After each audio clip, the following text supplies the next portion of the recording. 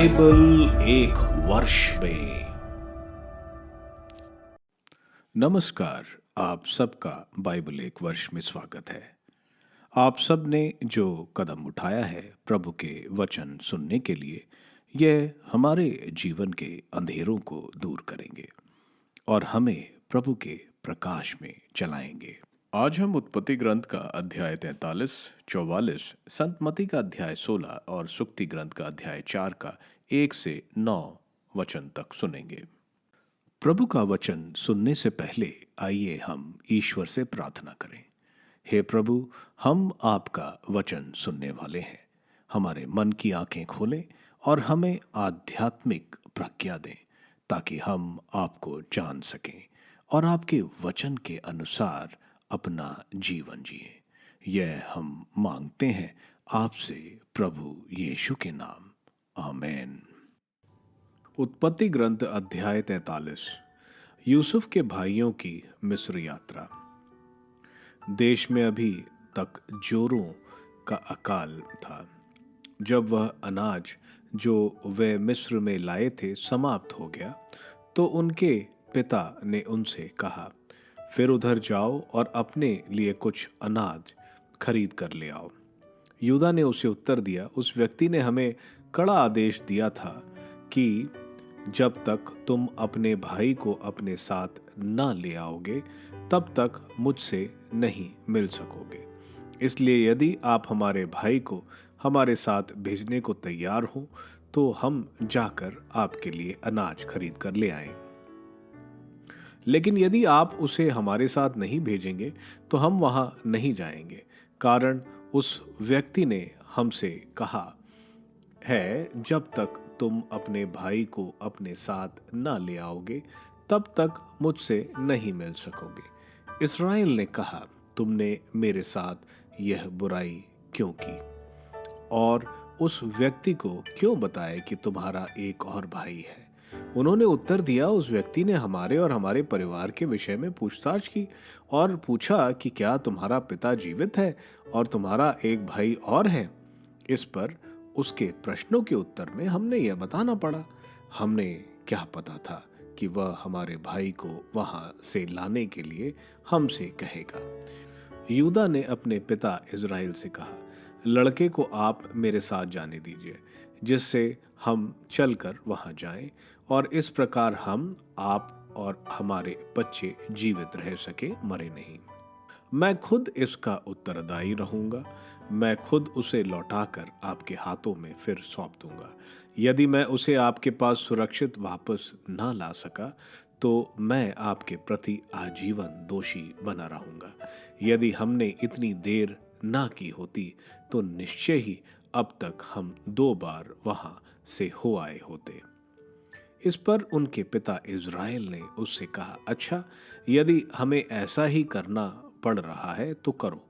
अपने बोरों में इस देश की अच्छी अच्छी चीज़ों में से थोड़ा लेते जाओ और उन्हें उस व्यक्ति को उपहार दो, जैसे कुछ बलसा, कुछ मधु, गोंद, गांधरस, पिस्ते और बादाम। अब दूना रुपया भी लेते जाओ, क्योंकि जो पैसा तुम्हारे बोरों में पाया गया है उसे लौटा देना चाहिए। हो सकता है कि कोई भूल हो गई हो। अपने भाई को भी अपने साथ लो और तुरंत उस व्यक्ति के यहाँ फिर जाओ। सर्वशक्तिमान ईश्वर ऐसा करे कि तुम उस व्यक्ति के कृपा पात्र बन जाओ और वह तुम्हारे उस भाई तथा बिन्यामीन को तुम्हारे साथ लौट आने दे। यदि यह वादा है कि मुझे अपनी संतान से वंचित होना है तो मैं अपनी संतान से वंचित होऊंगा। यूसुफ से भाइयों की दूसरी बार भेंट। उन लोगों ने उपहार दूने रुपए और बिन्यामीन को साथ ले लिया। वे मिस्र के लिए चल पड़े और यूसुफ के पास पहुंचे। जब यूसुफ ने उनके साथ बिन्यामीन को देखा तो उसने अपने घर के प्रबंधक से कहा, इन लोगों को घर ले जाओ और एक पशु मारकर भोजन तैयार करो, क्योंकि ये लोग दोपहर में मेरे साथ खाना खाएंगे। उस व्यक्ति ने यूसुफ की आज्ञा का पालन किया और वह उन लोगों को यूसुफ के घर ले गया। यूसुफ के घर लाए जाने के कारण वे लोग भयभीत थे। वे सोचते थे कि हम उस चांदी के कारण घर ले जाए जा रहे हैं जो हमारे बोरे में पिछली बार रखी गई थी। वे लोग हमको घेर कर हम पर आक्रमण करेंगे, हमें दास बनाएंगे और हमारे गधे छीन लेंगे। इसलिए वे यूसुफ के घर के प्रबंधक के पास आकर फाटक पर ही उससे कहने लगे, महोदय, हम एक बार पहले भी अनाज खरीदने आए थे और जब हमने सराय पहुंचने पर अपने बोरे खोले तो प्रत्येक की चांदी पूरी तौल के अनुसार बोरों के ऊपरी भाग में रखी मिली। इसलिए हम उसे वापस ले आए हैं। अनाज खरीदने के लिए हम और भी चांदी लाए हैं। हम नहीं जानते कि हमारे बोरों में हमारी चांदी किसने रखी थी। उसने उत्तर दिया, निश्चित रहो, घबराओ मत। तुम लोगों और तुम्हारे पिता के ईश्वर ने तुम्हारे बोरों में वह निधि रखी है। मुझे तो तुम्हारे चांदी मिली थी। इसके बाद वह सिम्योन को उनके पास लाया। वह व्यक्ति उन लोगों को यूसुफ के घर ले गया। उसने उन्हें पैर धोने के लिए पानी दिया, उनके गधों को भी चारा दिलवाया। उन लोगों ने यूसुफ के लिए जो दोपहर को आने वाला था उपहार तैयार रखे, क्योंकि उन्होंने सुन लिया कि उन्हें वही भोजन करना है। जब यूसुफ घर आया तब वह अपने साथ लाए हुए उपहार उसके पास ले गए और उन्होंने उसे भूमि पर झुककर प्रणाम किया। उसने उनका कुशल क्षेम पूछते हुए कहा, क्या तुम्हारे वृद्ध पिता जिनके बारे में तुमने मुझसे कहा था सकुशल हैं? क्या वह अब भी जीवित हैं? उन्होंने उत्तर दिया, आपके दास हमारे पिता सुकुशल हैं, वह अब तक जीवित हैं। यह कहकर उन्होंने अपने सर झुकाकर प्रणाम किया। यूसुफ ने अपनी आंखें ऊपर उठाकर जब सगे भाई बिन्यामीन को देखा तो पूछा, क्या यही तुम्हारा सबसे छोटा भाई है जिसके बारे में तुमने मुझसे कहा था और फिर कहा, पुत्र, ईश्वर को तुम पर कृपा बनी रहे? अपने भाई को देखकर यूसुफ का हृदय द्रवित हो उठा। वह जल्दी बाहर जाकर एकांत में रोने लगा। फिर वह अपना मुंह धोकर वापस आया और अपने मन को वश में रखकर उसने भोजन परोसने की आज्ञा दी। उसे अलग परोसा गया, उन लोगों के लिए अलग, और जो उसके साथ खाने वाले मिस्री लोग थे उनके लिए भी अलग, क्योंकि मिस्री इब्रानियों के साथ भोजन नहीं करते। मिस्री लोग ऐसा करना घृणित समझते हैं। यूसुफ के सामने ही उसके भाई अपनी अपनी व्यवस्था के क्रम में बिठाए गए, सबसे बड़ा पहले, सबसे छोटा सबसे पीछे। इस पर वे आश्चर्य से एक दूसरे की ओर देखने लगे। उसकी मेज से थाली ले जाकर उन लोगों को परोसा गया, परंतु बेन्यामीन का हिस्सा बाकी लोगों से 5 गुना था। वे यूसुफ के साथ खा पी कर तृप्त हो गए। उत्पत्ति ग्रंथ अध्याय 44। यूसुफ द्वारा भाइयों का अंतिम परीक्षा। इसके बाद यूसुफ ने अपने घर के प्रबंधक को यह आज्ञा दी, इन लोगों के बोरों में उतना अनाज भर दो जितना ये लोग ले जा सकें, और प्रत्येक की चांदी उसके अपने बोरों के ऊपरी भाग में रख दो। मेरे चांदी का प्याला सबसे छोटे भाई के बोरे में उनके अनाज की चांदी के साथ रख दो। उसने यूसुफ की आज्ञा का पालन किया। पांव फटने पर उन लोगों को अपने गधों के साथ विदा किया गया। अभी वे नगर से थोड़े ही दूर पहुंचे थे कि यूसुफ ने अपने घर के प्रबंधक को आज्ञा दी, उन आदमियों का तुरंत पीछा करो। जब वे तुमको मिले तो तुम ये कहो, तुम लोगों ने भलाई के बदले बुराई क्यों की है? तुम मेरा चांदी का प्याला क्यों चुरा लाए? यह मेरे स्वामी के पीने का प्याला है, इससे वह सगुन विचारते हैं। तुमने जो किया वो बुरा है। जब वे उन लोग के पास पहुंचा, उसने उनसे यही कहा। उन्होंने उसे उत्तर दिया, महोदय, आप इस प्रकार की बातें क्यों कर रहे हैं? आपके यह दास ऐसा कभी नहीं कर सकते। देखिए, जो चांदी हमारे बोरों में ऊपर ही रखी गई थी उसे ही हम कानान से आपके पास ले आए। फिर हम आपके स्वामी के घर से चांदी सोना क्यों चुराने लगे? यदि वह आपके इन दासों में से किसी के पास निकले तो उसे मृत्यु दंड मिले और हम आपके दास हो जाएं। उसने कहा, तुम्हारा कहना ठीक है, लेकिन वह जिसके पास निकलेगा केवल वही मेरा दास होगा, शेष निर्दोष माने जाएंगे। फिर प्रत्येक ने जल्दी से अपना बोरा नीचे उतारा और उसका मुंह खोला। उसमें सबसे बड़े के बोरे में लेकर सबसे छोटे तक के सभी बोरों की तलाश की, और तब वह प्याला बेन्यामीन के बोरे में मिला। इस पर उन्होंने अपने वस्त्र फाड़ डाले। वे फिर अपने गधों को लाद कर नगर लौट गए। जब यूदा और उसके भाई यूसुफ के घर पहुंचे तब वह वहीं था। वे उसके पैर पड़ने लगे। यूसुफ ने उनसे कहा, तुमने यह क्या किया है? क्या तुम्हें यह नहीं मालूम था कि मेरे जैसा व्यक्ति सगुन विचरता है? यूदा ने कहा, हम अपने स्वामी से क्या कहें? हम अपने को निर्दोष प्रमाणित करने के लिए क्या बोलें? ईश्वर ने ही आपके इन दासों का अपराध प्रकट कर दिया है। हम अपने स्वामी के दास हो गए हैं। हम पर वह भी जिसके पास वह प्याला पाया गया है। उसने कहा, नहीं, मैं ऐसा कभी नहीं करूंगा। केवल वही जिसके पास वह प्याला पाया गया है मेरा दास होगा। बाकी लोग अपने पिता के पास सुरक्षित जा सकते हैं। यूदा की पितृ भक्ति। इस पर यूदा ने यूसुफ के पास जाकर कहा, महोदय, मुझे आज्ञा दें, मैं आपसे एक निवेदन करना चाहता हूँ। आप मुझ पर क्रोध न करें। आप तो फिरौन के सदृश हैं। महोदय ने हम लोगों से यह प्रश्न किया था कि तुम लोगों के पिता और भाई भी हैं, और हमने उत्तर दिया था, हम लोगों के एक वृद्ध पिताजी हैं और उनके एक किशोर पुत्र है जिसका नाम उनकी वृद्धावस्था में हुआ था। उस लड़के का सगा भाई मर गया है। वह अपनी माता का एक मात्र जीवित संतान है और उसके पिता उसे प्यार करते हैं। आपने हमसे कहा था, उसे मेरे पास ले आओ, मैं उसे देखना चाहता हूँ। हमने अपने स्वामी से कहा कि वह लड़का अपने पिता को नहीं छोड़ सकता।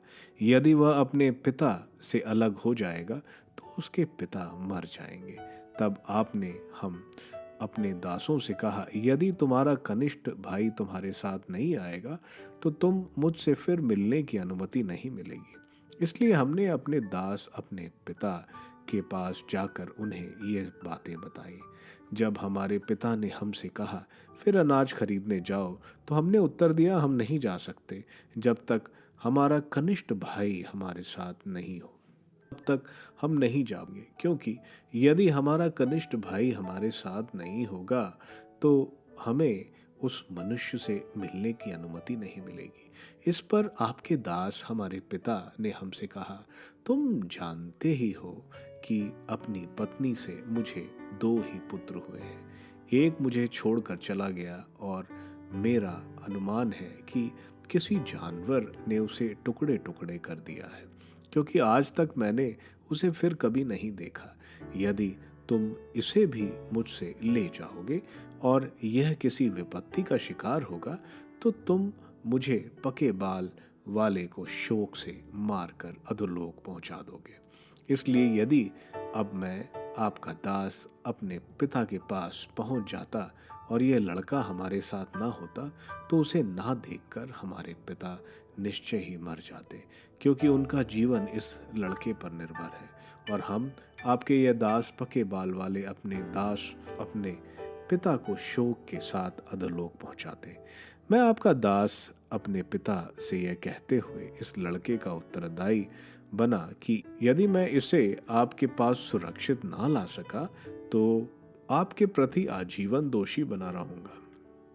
इसलिए मैं आपसे प्रार्थना करता हूँ कि आप इस लड़के के बदले मुझे अपने इस दास को अपना दास बना लें और इस लड़के को उसके भाइयों के साथ घर जाने दें। इस लड़के के बिना मैं पिता के पास कैसे लौट सकता हूँ? मैं अपने पिता पर आने वाली विपत्ति नहीं देखना चाहता। संत मत्ती का अध्याय 16। चिन्ह की मांग। फरीसी और सदूकी ईसा के पास आए और उनकी परीक्षा लेने के लिए उन्होंने स्वर्ग की ओर का कोई चिन्ह मांगा। ईसा ने उत्तर दिया, शाम को तुम लोग कहते हो मौसम अच्छा रहेगा क्योंकि आकाश लाल है। सुबह कहते हो आज आंधी पानी होगा क्योंकि आकाश लाल और बादलों से घिरा हुआ है। यदि तुम लोग आकाश की सूरत पहचान सकते हो तो समय के लक्षण क्यों नहीं पहचानते? यह दुष्ट और विधर्मी पीढ़ी एक चिन्ह मांगती है, परंतु नबी योनस के चिन्ह को छोड़कर इसे और कोई चिन्ह नहीं दिया जाएगा। इस पर ईसा उन्हें छोड़कर चले गए। फरीसियों का खमीर। समुद्र के उस पार जाते समय शिष्य अपने साथ रोटियां लेना भूल गए थे। इसलिए जब ईसा ने उनसे कहा, सावधान रहो, फरीसियों और सदूकियों के खमीर से बचते रहो, तो वे आपस में कहने लगे, हम रोटियां नहीं लाए इसलिए यह ऐसा कहते हैं। यह जानकर ईसा ने उनसे कहा, अल्प विश्वासियों, तुम लोग यह क्यों सोचते हो कि हमारे पास रोटियां नहीं है इसलिए ये ऐसा कहते हैं? क्या तुम अब तक नहीं समझे? क्या उन 5,000 लोगों के लिए 5 रोटियां तुम्हें याद नहीं है? और तुमने कितने टोकरे भरे थे? और उन 4,000 लोगों के लिए 7 रोटियां और तुमने कितने टोकरे भरे थे? तुम लोग क्यों नहीं समझते कि मैंने रोटियों के बारे में यह नहीं कहा कि फरीसियों और सदूकियों के खमीर से सावधान रहो? तब शिष्य समझ गए कि ईसा ने रोटी के खमीर से नहीं बल्कि फरीसियों और सदूकियों की शिक्षा से सावधान रहने को कहा था। पेतरुस का विश्वास। ईसा ने कैसरिया फिलिपी प्रदेश पहुंचकर अपने शिष्यों से कहा, मानव पुत्र कौन है? इस विषय में लोग क्या कहते हैं? उन्होंने उत्तर दिया, कुछ लोग कहते हैं योहन बपतिस्ता, कुछ कहते हैं एलियस और कुछ लोग कहते हैं यरोमियस अथवा नबियों में से कोई। इस पर ईसा ने कहा, और तुम क्या कहते हो कि मैं कौन हूं? सिमोन पेतरुस ने उत्तर दिया, आप मसीह हैं, आप जीवंत ईश्वर के पुत्र हैं। इस पर ईसा ने उससे कहा, सिमोन योनस के पुत्र, तुम धन्य हो, क्योंकि किसी निरे मनुष्य ने नहीं बल्कि मेरे स्वर्गिक पिता ने तुम पर यह प्रकट किया है। मैं तुमसे कहता हूं कि तुम पेतरुस अर्थात चट्टान हो, और इस चट्टान पर मैं अपनी कलीसिया बनाऊंगा और अधोलोक के फाटक इसके सामने टिक नहीं पाएंगे। मैं तुम्हें स्वर्गराज की कुंजियां प्रदान करूंगा। तुम पृथ्वी पर जिसका निषेध करोगे स्वर्ग में उसका निषेध रहेगा, और पृथ्वी पर जिसकी अनुमति दोगे स्वर्ग में भी उसकी अनुमति रहेगी। इसके बाद ईसा ने अपने शिष्यों को कड़ी चेतावनी दी कि तुम लोग किसी को भी यह नहीं बताओगे कि मैं मसीह हूं। दुख भोग और पुनरुत्थान की प्रथम भविष्यवाणी। उस समय से ईसा अपने शिष्यों को यह समझाने लगे कि मुझे यरूशलेम जाना होगा, नेताओं, महायाजकों और शास्त्रियों की ओर से बहुत दुख उठाना, मार डाला जाना और तीसरे दिन जी उठना होगा। पेतरुस ईसा को अलग ले गया और उन्हें यह कहते हुए फटकारने लगा, ईश्वर ऐसा ना करे, प्रभु यह आप पर कभी ना बीतेगी। इस पर ईसा ने मुड़कर पेतरुस से कहा, हट जाओ शैतान, तुम मेरे रास्ते में बांधा बन रहे हो। तुम ईश्वर की बातें नहीं बल्कि मनुष्यों की बातें सोचते हो। आत्म त्याग की आवश्यकता। इसके बाद ईसा ने अपने शिष्यों से कहा, जो मेरा अनुसरण करना चाहता है वह आत्मत्याग करेगा और अपना क्रूस उठाकर मेरे पीछे हो ले, क्योंकि जो अपना जीवन सुरक्षित रखना चाहता है वह उसे खो देगा, और जो मेरे कारण अपना जीवन खो देता है वह उसे सुरक्षित रखेगा। मनुष्य को इससे क्या लाभ यदि वह सारा संसार प्राप्त कर ले लेकिन अपना जीवन ही गंवा दे? अपने जीवन के बदले मनुष्य दे ही क्या सकता है? क्योंकि मानव पुत्र अपने स्वर्गदूतों के साथ अपने पिता की महिमा सहित आएगा और वह प्रत्येक मनुष्य को उसके कार्य का फल देगा। मैं तुमसे ये कहता हूं, यहाँ कुछ ऐसे लोग विद्यमान हैं जो तब तक नहीं मरेंगे जब तक वे मानव पुत्र को राजकीय प्रताप के साथ आता हुआ ना देख लेंगे।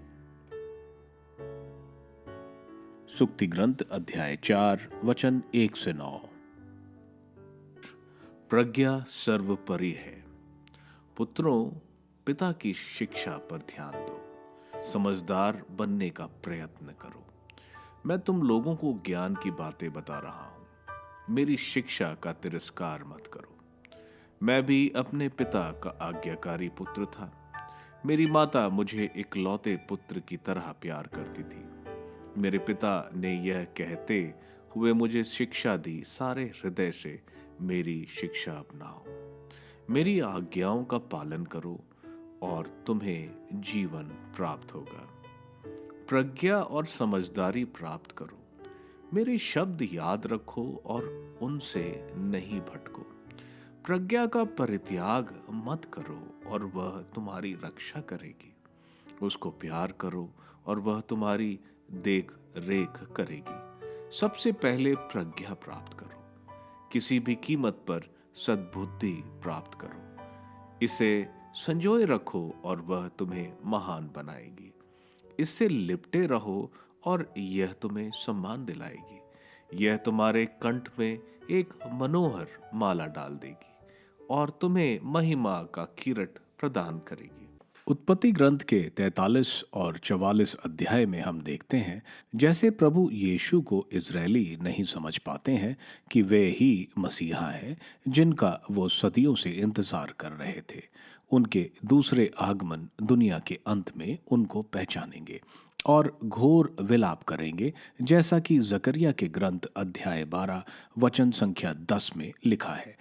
उसी तरह यहाँ पर भी जब वे दूसरी बार यूसुफ को देखते हैं तब पहचानेंगे, जो आगे के अध्याय में हम देखेंगे। याकूब के पुत्र कानान देश में है और सिम्योन अभी भी बंदीगृह में मिस्र में था, क्योंकि याकूब अपने प्रिय पुत्र बेन्यामीन को नहीं खोना चाहता था। लेकिन अनाज की कमी की वजह से वह बेन्यामीन को ले जाने को मान जाता है। यूदा याकूब को आश्वासन देता है कि मैं यकीन करूंगा कि बेन्यामीन को कुछ नहीं हो। वे यूसुफ के लिए उपहार और दुगना पैसा जो उन्हें देना था लेकर मिस्र में यूसुफ के पास पहुंचते हैं। यूसुफ उनको एक अच्छा भोज देकर उनको जो अनाज चाहिए था उसके साथ बेन्यामीन के थैले में अपना चांदी का प्याला छिपा देता है। जब वे अपने सेवक को भेजकर इनको पकड़ता है तो यूसुफ बोलता है कि जिसके पास यह प्याला मिला है वह मेरे पास रहेगा, बाकी जा सकते हैं। इस पर हम देखते हैं सारे भाई एकजुट होकर विनती करते हैं और यूदा आगे आकर याकूब को ऐसा ना करने को बताता है। हालांकि पहले हमने यूदा को एक कनानी स्त्री के साथ विवाह, अपने तीसरे पुत्र को तामार को ना देना और वेश्या के पास जाना देखा। यहाँ हम उसका रूपांतरण देखते हैं। वो अपने आप को दास बनाने को कहता है और बेन्यामीन को जाने को बोलता है। संत मदी के अध्याय 16 में हम देखते हैं फरीसी और सदूकी जो सनहेड्रिन धर्मसभा जो यरूशलेम में है वहां से भेजे गए थे प्रभु के बारे में जांच करने और अपनी रिपोर्ट सनहेड्रिन को देने। इतने सारे चमत्कार और चंगाई के बावजूद वो प्रभु से चिन्ह मांगते हैं। प्रभु उनको दुष्ट और विधर्मी जनता बताते हैं जो मरुभूमि में प्रभु और मूसा के खिलाफ बुनबुनाते थे और इज़राइल की भूमि नहीं पहुंच पाए। प्रभु उन्हें बोलते हैं कि नबी योनस के चिन्ह के अलावा उन्हें कोई चिन्ह नहीं दिया जाएगा, यानी उनके मृत्यु और पुनरुत्थान का। आगे प्रभु जब नाव पर उस पार पर जाते हैं तो शिष्य अपने साथ रोटी लेना भूल जाते हैं। प्रभु उनको बोलते हैं कि फरीसी और सदूकी के खमीर से दूर रहो। शिष्य ये समझते हैं प्रभु उनको रोटी के बारे में बता रहे हैं। प्रभु के कहने का तात्पर्य यह था कि फरीसी जो इतनी रीतियां, उनके 613 नियम थे जिन्हें उन्हें पालन करना पड़ता था, और दूसरी तरफ सदूकी जो बहुत ही खुले विचार के थे। प्रभु उनको बता रहे हैं ज्यादा रीतियां और ज्यादा खुलापन दोनों प्रभु के अनुयायियों के लिए अच्छा नहीं। उनके शिक्षाओं से दूर रहें। प्रभु शिष्यों को डांटते हैं, उनका ध्यान रोटी पर है। वे ये भूल गए कैसे उन्होंने 5,000 और 4,000 लोगों को रोटी खिलाया था। जब प्रभु उनके साथ हैं, उनको इन सब की चिंता करने की जरूरत नहीं।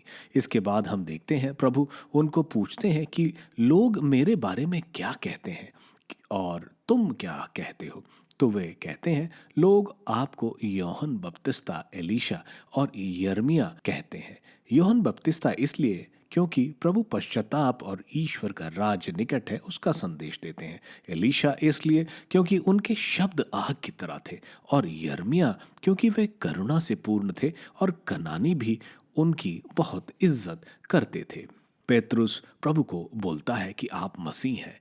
मसीह यानी अभिषिक्त, आप साक्षात परमेश्वर के पुत्र हैं। इस पर प्रभु पेतरुस से कहते हैं यह तुम्हें स्वर्गीय पिता ने दर्शाया है, और पहली बार प्रभु कलीसिया का नाम यहाँ लेते हैं।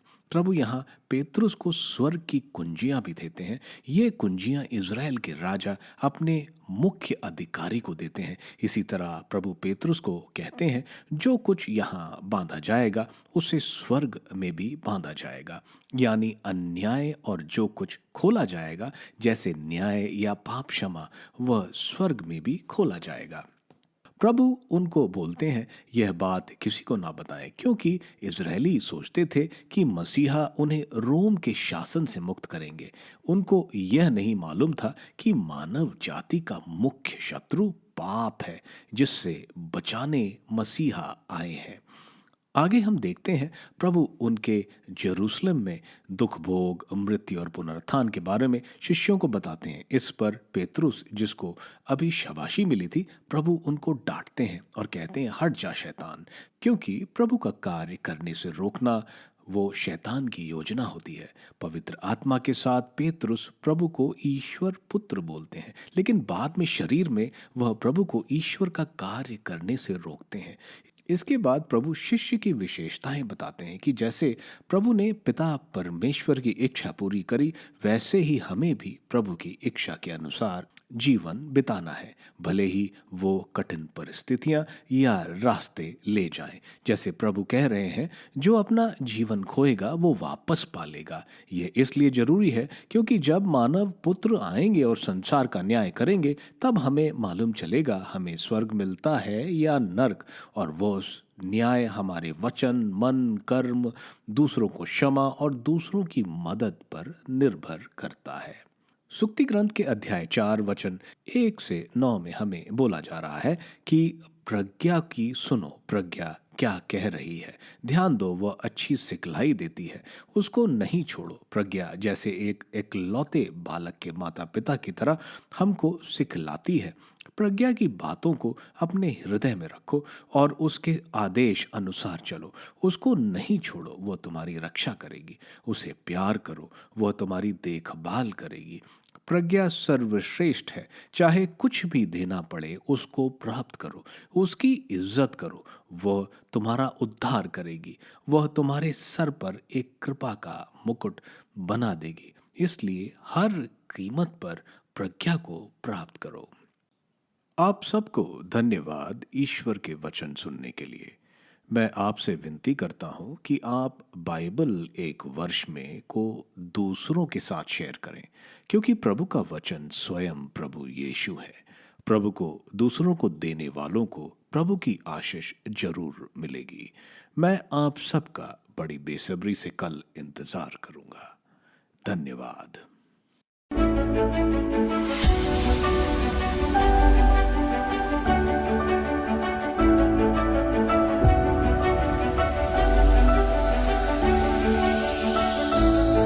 बाइबल एक वर्ष में